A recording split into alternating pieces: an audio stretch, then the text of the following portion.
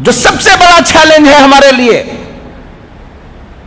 ان لوگوں نے یہ طے کیا ہے کہ 2030 تک یہاں پر جو ہندو ذہن راشٹر بنانا ہے، صرف راشٹر قانون میں نہیں بنانا ہے، بلکہ یہاں کے سارے لوگ اسی رنگ میں کیا ہو جانا ہے، رنگ جانا ہے۔ اس وقت سب سے بڑی پریشانی یہ ہے کہ ہمارے بچے ایمان پر باقی رہیں گے یا نہیں رہیں گے۔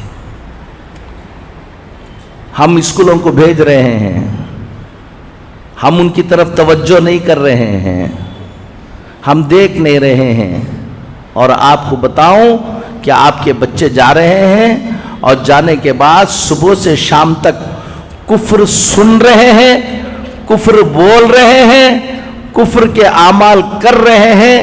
40 دن آدمی جماعت میں بلا کر لے جاتے ہیں، ایمان بولنے کرانے دیتے ہیں، ایمان سننے کراتے ہیں، ایمان کرنے کراتے ہیں، تو آدمی کی حالت کیا ہونے لگتی ہے، دینی بن جاتی ہے۔ اگر LKG سے بچہ شروع کر کے 10th اسٹینڈرڈ تک مسلسل کفر سنے، کفر بولے، کفر دیکھے، کفر کرے، تمہارا بچہ ایمان میں باقی رہ جائے گا کہ لو۔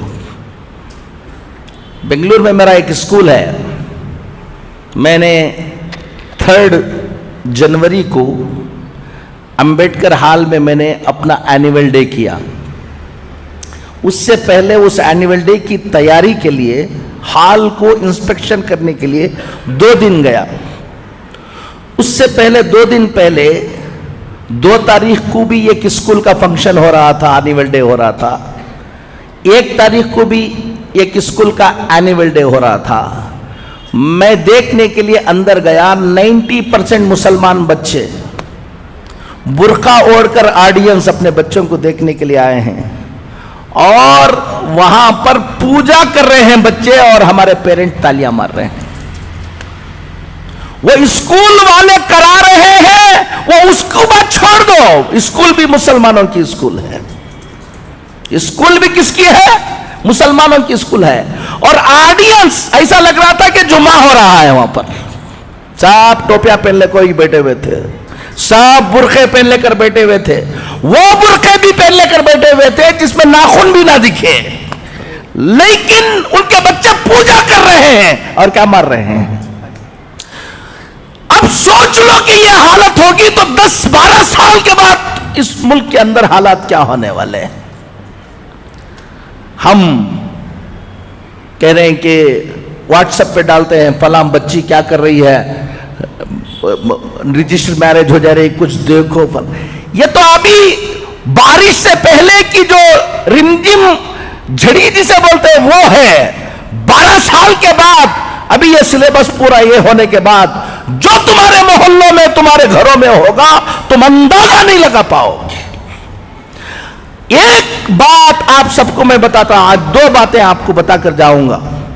اللہ تعالی ہم کو سمجھ کی توفیق نصیب فرمائے۔ خود اپنی نسل کی فکر کرو، اپنے بچوں کی فکر کرو، ڈاکٹر بنو۔ میں 56 اسکول چلاتا ہوں الحمدللہ پورے ہندوستان میں، تاکہ ہمارے بچے ڈاکٹر بنے، انجینئر بنے، ماڈرن ایجوکیشن میں آگے آئے۔ میں اس کا داعی ہوں۔ میں کہہ رہا ہوں آپ کو، صرف ڈاکٹر، صرف انجینئر یہ تمہاری فکر ہے تو یاد رکھ لینا، ڈاکٹر تو انہیں بن جائے گا، ایمان میں باقی نہیں رہے گا، خون کے آنسو رونا پڑے گا۔ وہ انجینئر تو بن جائے گا۔ ایک بچی ایک غیر مسلم کے پیچھے بھاگ گئی، وہ لوگ پورے مل کر میرے پاس آئے اور آ کر کہنے لگے کہ مولانا ہم فلاں ہیں فلاں ہیں، رو رہے تھے، دکھ سے بلبلا رہے تھے، ہماری بچی غیر مسلم کے ساتھ شادی کر لے رہی ہے، کیا کرنا، کوئی حل بتائیے آپ۔ اور میں نے کہا کہ کون سی اسکول میں پڑھایا ہے تم نے؟ تو اسکول بتایا انہوں نے، وہ اسکول جہاں کفر ہی کفر ہے۔ اب وہ جوش میں آ کر ان کے باپ نے مجھ سے کہا، حضرت میرا بس چل جائے تو میری بچی کو میں قتل کر دوں۔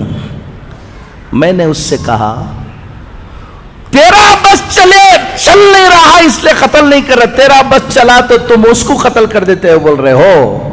میں ایک بات بتاؤں تم کو, میرا بس چلتا تو تم کو قتل کر دیتا تھا میں.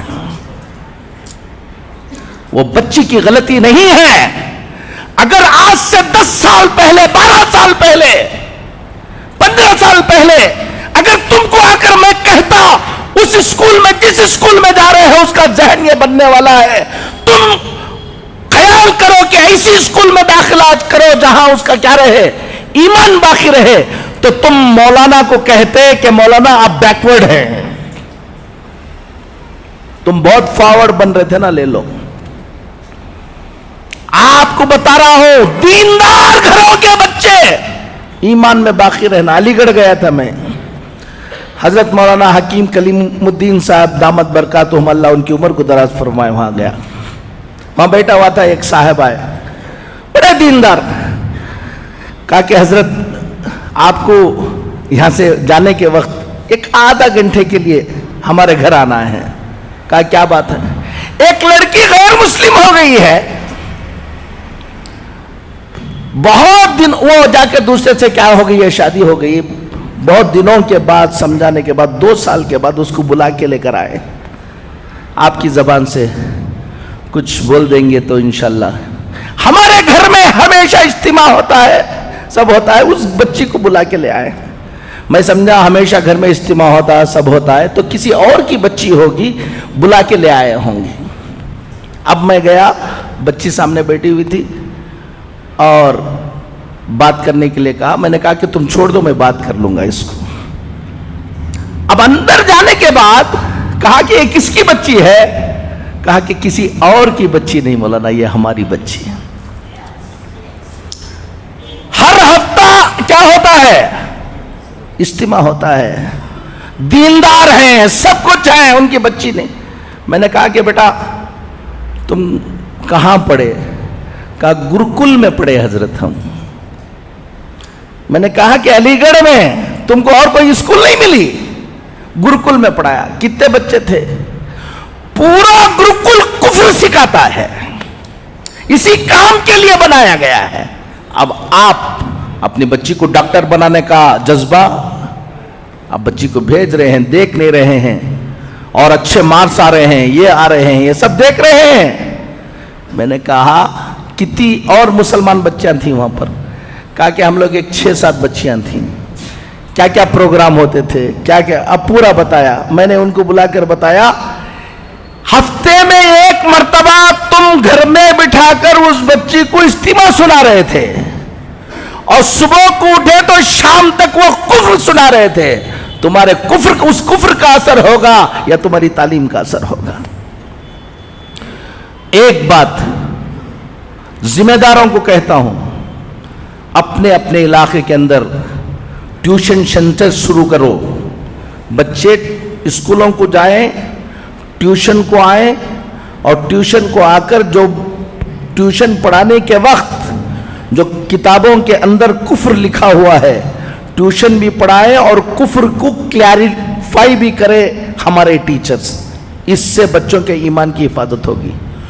دوسری, مکتب کے نظام کو کیا کرو, مضبوط کرو. پہلے واجب تھا تو اب فرض ہے. اگر کوئی گھمنڈ کر کے میرا بچہ میں فلان جگہ پڑھا لوں گا, فلان جگہ پڑھاؤں گا, مکتب کو نہیں بھیجے گا, 15-20 سال کے بعد خون کے آنسو رونے کے علاوہ کچھ نہیں رہے گا, یاد رکھ لینا. ایک بات تو سب سے اہم اس وقت یہ ہے کہ اپنے بچوں کے ایمان کی حفاظت کی فکریں کرو, محنتیں کرو. ٹائم کم ہے, سوچیں گے نہیں. اپنے اپنے سب لوگ الحمدللہ. ابھی اثر یہ ہے کہ ایک طرف یہ فتنہ ہے, لیکن مسلمانوں میں بھی بڑی بیداری یہ ہے. ہم پورے ہندوستان میں جاتے ہیں, ہر مسلمان چاہتا ہے کہ کچھ نہ کچھ ہم دین کے لیے کریں. خاموشی کے ساتھ کام کرنے والوں کی ایک بڑی تعداد ابھی پیدا ہو گئی جو کیا کر رہے ہیں, کام کر رہے ہیں. آپ کو بھی, نوجوانوں کو کہتا ہوں, سب کو کہتا ہوں, اپنا وقت اور اپنا پیسہ, اپنی دولت थोड़ा सा पेट पर पत्थर बांध लो, लेकिन अपनी इस आने वाली नस्ल की हिफाजत की मेहनत में लगाओ। हमारे बच्चे जो बड़े बच्चे हैं, नौजवान बच्चे हैं, कॉलेजों में पढ़ रहे हैं, ये कर रहे हैं, हर दिन 1-2-2.5 घंटा दो शाम का वक्त कि बच्चों को जमा करके ट्यूशन तुम चलाओ, चलाकर उनको अच्छा पढ़ाओ और कुफ्र शिर्क की पहचान उनको बनाओ। अगर तुम 1-2 घंटे अपने इन मिल्लत की हिफाजत के लिए नहीं दे सकते, तो कहीं चाय पी लेकर कौम की हालत पर गुफ्तगू करने का तुमको कोई हक नहीं है। तैयार बैठो तबाही और बर्बादी के लिए।